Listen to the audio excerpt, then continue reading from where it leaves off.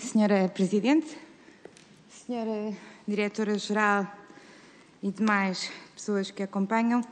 naturalmente que o PSD queria ouvir,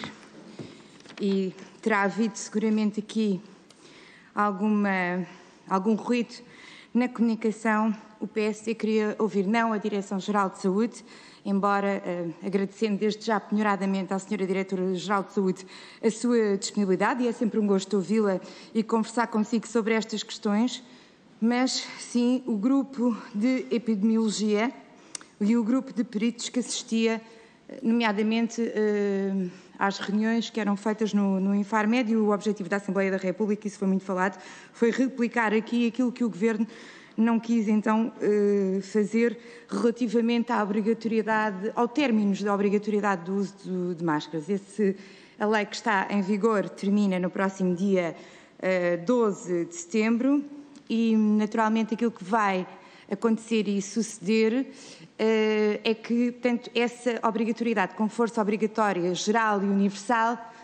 vai terminar, e nós gostaríamos de ver, do ponto de vista técnico e científico, quais são os efeitos que isso poderá ter, nomeadamente quais são as cautelas que devemos ter, por outro lado, nomeadamente se deixa de ser obrigatório, sim, o uso de máscara nos espaços públicos com aquela força geral e universal que estava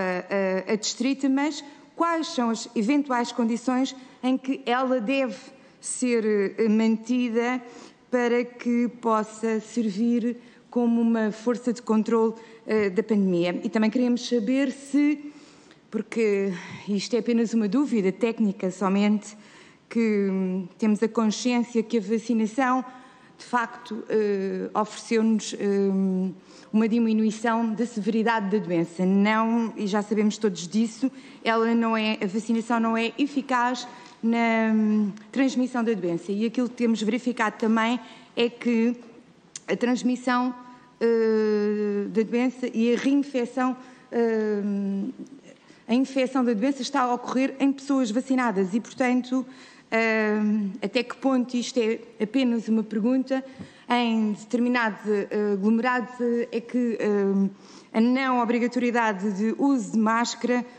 pode não ser, podemos estar completamente à vontade com isso. E, portanto, as nossas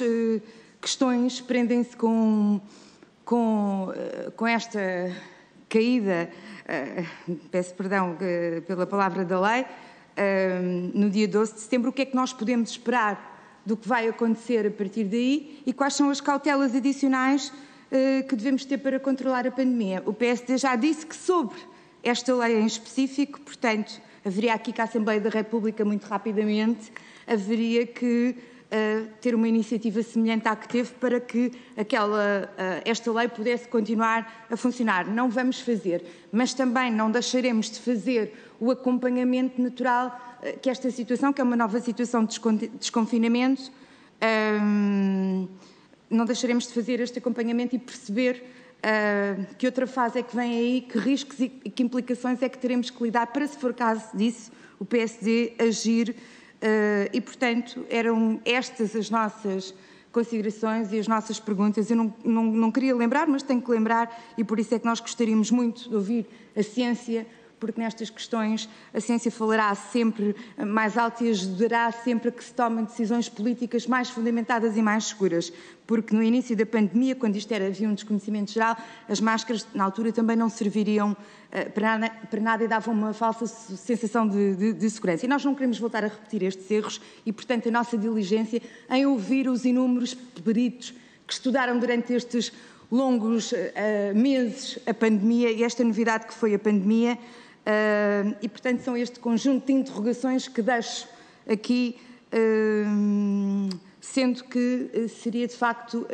semelhante a produzirmos aqui uma reunião do Infarmed, a pretensão inicial do PSD. Muito obrigada, Sra. Presidente, e disse.